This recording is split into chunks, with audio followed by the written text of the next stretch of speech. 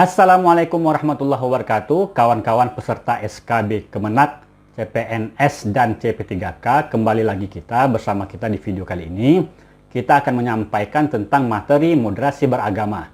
Nah, apa itu moderasi beragama? Di sini saya akan memberikan kunci-kuncinya. Simak terus video kita.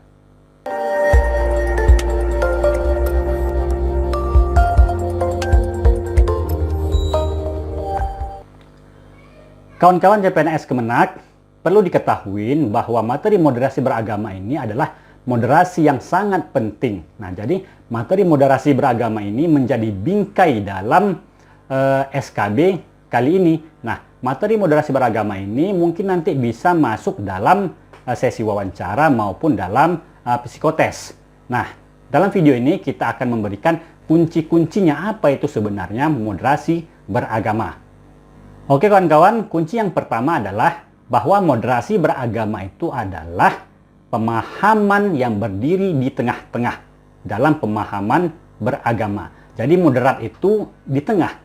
Dia menjadi wasit, dia tidak terlalu ekstrim kanan maupun ekstrim kiri dalam bidang pemahaman keagamaan. Jadi dalam bidang pemahaman keagamaan ini, dia berdiri tidak terlalu pemahamannya itu rigid, pemahamannya itu kaku, namun juga tidak juga bebas radikal. Seperti misalnya pemahaman-pemahaman liberal, yang itu pemahamannya itu justru terkadang kalau kita lihat itu tercerabut dari akar-akar keagamaan. Nah, moderasi beragama ini kalau di dalam Islam, jelas bahwa moderasi beragama ini ada juga disebutkan di dalam Al-Quran. Wa kadzalika ja'alnakum ummatan wasata. Demikianlah kami jadikan kalian umat yang wasatiyah, pertengahan. Nah, ini adalah konsep yang Islam. Namun, bagaimana pula dengan kawan-kawan kita yang bukan beragama Islam? Nah, di sana juga ada pemahaman-pemahaman moderasi beragama. Tentu banyak pertanyaan-pertanyaan yang datang ke saya tentang moderasi beragama di luar Islam. Namun tentu saja saya meminta maaf karena untuk pemahaman keagamaan selain Islam saya tidak begitu mendalam. Takutnya nanti salah informasi. Kemudian kunci yang kedua dari moderasi beragama itu adalah bahwa moderasi beragama itu bisa menempatkan diri dalam kemajemukan. Baik dalam kemajemukan pemahaman beragama sesama umat, pemeluk agama yang sama maupun dengan pemeluk agama yang berbeda. Misalnya, di dalam pemeluk agama yang sama, misalnya kita sebutkan Islam, tentu di sana ada pemahaman-pemahaman yang berbeda di dalam masalah-masalah, apakah itu masalah amalan-amalan sehari ataupun itu pemahaman-pemahaman terhadap ayat Al-Quran maupun hadis. Nah, dalam perbedaan pemahaman ini, orang yang memiliki moderasi beragama dan pemahamannya, dia dapat menempatkan dirinya dalam kemajemukan beragama. Misalnya, kalaupun ada terjadi perbedaan-perbedaan, maka dia tidak langsung menyatakan bahwa pemahaman keagamaan dia sajalah yang paling benar. Tidak. Tapi dia menghormati pemahaman-pemahaman keagamaan yang lainnya. Nah, misalnya contohnya saja seperti Maulid Nabi. Mungkin ada juga yang setuju dan ada yang tidak setuju. Nah, bagi yang tidak setuju, ya silahkan. Bagi yang setuju, jangan pula dianggap hal seperti itu merupakan pemahaman yang salah. Tidak, kita harus menyatakan pendapat kita, tapi kita juga bisa menghormati pendapat pemahaman orang lain. Dan begitu juga dengan hubungan kita dengan agama orang lain. Jadi pemahaman moderasi beragama ini, kita memiliki keyakinan atas kebenaran agama kita, namun kita menghormati kepercayaan dan keyakinan umat beragama lainnya. Bahkan negara juga, kita sebagai negara Indonesia juga menampung keyakinan dan kepercayaan yang berbeda-beda. Oleh sebab itu, orang yang bermoderasi beragama ini, selain dia dapat memahami pemahaman keagamaan di dalam agamanya sendiri maupun di luar agamanya sendiri, kita saling menghormatin.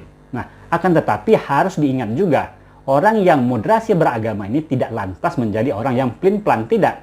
Dia memiliki akar yang kuat, memiliki pemahaman keagamaan yang mendalam, namun dia bisa menempatkan diri dalam keanekaragaman pemahaman. Jadi tidak ikut serta-merta pula dia, misalnya kita menghormati misalnya kepercayaan orang lain, tapi tidak lantas kita ikut-ikutan di dalam ibadah ritual mereka. Tidak, itu juga tidak benar. Itu juga bukan moderasi beragama namanya. Jadi moderasi beragama itu kita mengamalkan, meyakini pemahaman kita toleransi terhadap orang lain, namun tetap dengan identitas diri kita. Nah, itulah dia moderasi beragama. Kemudian kunci yang ketiga dari moderasi beragama adalah moderasi beragama dalam bernegara. Kita sebagai warga negara Indonesia, kita memiliki kepercayaan, kita memiliki keyakinan, akan tetapi bagaimana pemahaman keagamaan kita ini selaras seiring dengan kita bernegara. Nah, jadi agama dan negara itu sangat-sangat tidak boleh dibentur-benturkan. Tidak boleh, oh ini negara, ini dan agama. Maupun sebaliknya. Jadi agama dan negara ini seiring sejalan. Dalam negara kita ini janganlah lantas dibentur-benturkan dengan pemahaman keagamaan, tidak.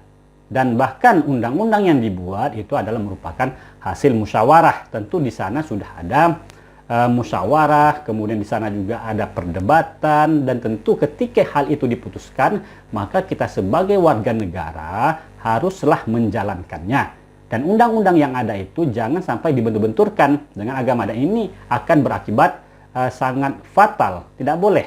Jadi kita beragama, oke, kita agamis, namun juga kita nasionalis. Nah, moderasi beragama dalam negara ini berarti dia seorang yang agamis dan dia juga seorang yang nasionalis. Agamis berarti dia memahami, mengamalkan pemahaman keagamaannya. Misalnya bagi umat muslim, tentulah kalau dia orang yang bermoderasi beragama, dia juga harus paham tentang agamanya. Dia juga harus menjalankannya. Misalnya dalam sehari-hari dia sholat, dia bisa baca Quran, kemudian bisa pun ibadah-ibadah lainnya. Jadi nanti dalam SKB ini jangan sampai pula kawan-kawan memahami moderasi beragama, akan tetapi ketika disuruh dia nanti misalnya baca Al-Quran tidak mampu, atau bacaan-bacaan sholat, ataupun misalnya bacaan-bacaan ibadah-ibadah yang lainnya. Nah, kemudian kita juga nasionalis. Nasionalis artinya apa? Kita menjunjung tinggi undang-undang kita, aturan-aturan kita, kemudian semangat patriotisme kita. Seorang yang agamis itu bukan berarti dia mengabaikan negaranya. Tidak, justru seorang yang agamis itu adalah dia mempertahankan kedaulatan negaranya, kedaulatan bangsanya, kedaulatan umat ataupun masyarakat, rakyat negaranya. Dan kalau kita lihat dari sejarah, betapa banyak bahwa perjuangan-perjuangan yang dilakukan oleh para pahlawan-pahlawan kita itu, mereka juga seorang yang agamis. Lalu dalam praktiknya bagaimana?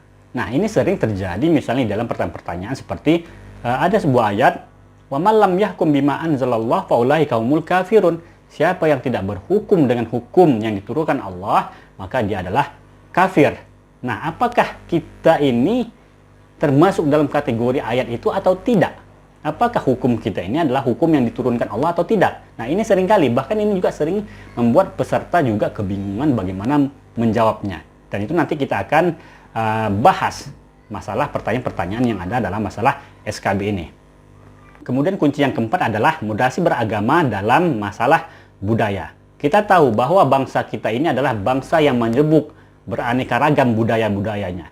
Namun bagaimana kita melihat budaya yang ada di Indonesia kita ini? Nah, orang yang memiliki pemahaman moderat dalam beragama, dia bisa menempatkan diri dalam kemajemukan budaya. Dan ingat, ini saya tegaskan sekali lagi bahwa moderasi beragama bukanlah memoderatkan agama. Tidak, agama itu sudah final. Agama tidak ada tambahan, tidak ada perubahan-perubahan. Akan tetapi moderasi beragama ini adalah pemahaman kita terhadap agama itu sendiri. Bagaimana pemahaman kita ini? Apakah pemahaman kita ini kaku, pemahaman kita rigid atau tidak?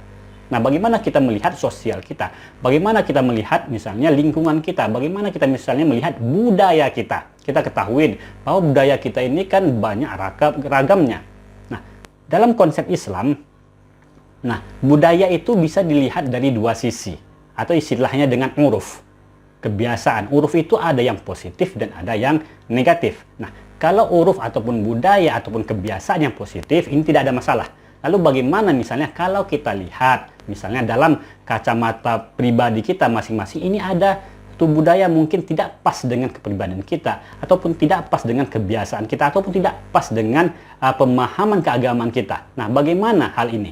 Nah, jadi yang menjadi masalah di sini adalah bukan hukumnya, akan tetapi bagaimana respon kita terhadap budaya yang kita lihat. Misalnya budaya mungkin kita contohkan saja lah, misalnya budaya kalau menikah.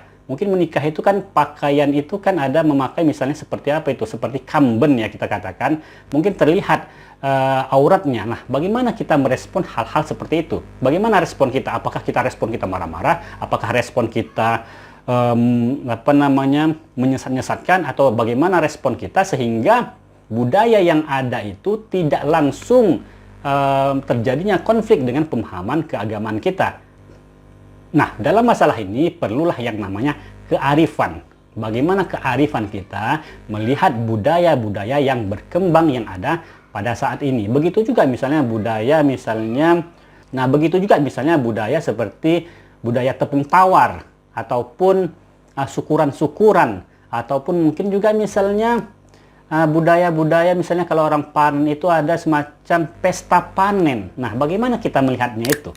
Kita tidak bicara hukum, tapi lebih kita bagaimana respon kita terhadap melihat hal tersebut. Nah, maka moderasi beragama itu dalam kemajemukan budaya, kita melihatnya itu secara arif dan bijaksana, sehingga dalam masyarakat kita ini tidak terjadi konflik. Nah, kalaupun ada masalah, maka masalah itu haruslah diberikan solusi yang sebaik-baiknya, tidak menimbulkan masalah yang lainnya. Jangan menyelesaikan masalah, tapi menimbulkan masalah yang lain. Oke kawan-kawan, jadi keempat kunci-kunci moderasi beragama ini menjadi sangat penting dalam SKB. Dia menjadi bingkai dalam SKB kita kali ini. Karena apa? Nanti mungkin bisa di sana moderasi beragama ini akan keluar dalam bentuk pertanyaan wawancara. Bisa juga nanti keluar dalam bentuk psikotes dan macam-macam. Itu nanti akan menjadi bingkainya, menjadi semangatnya dalam SKB. Karena apa? Kemenak ingin melihat ini, bahwa warganya Kemenak, pegawai-pegawainya Kemenak, PNS-PNS-nya Kemenak ini memiliki pemahaman yang moderat, pemahaman yang berada di tengah-tengah, sehingga Kemenak ini bisa menjadi acuan, bisa menjadi wasit, bisa menjadi fasilitator bagi keberaneka-ragaman umat beragama. Oke kawan-kawan, demikian saja yang dapat kita sampaikan. Jangan lupa tonton terus video-video kita. Kita nantinya akan menjawab soal-soal seputar tentang moderasi beragama dalam berbagai bentuknya. Oke, terima kasih. Demikian saja. Assalamualaikum warahmatullahi wabarakatuh.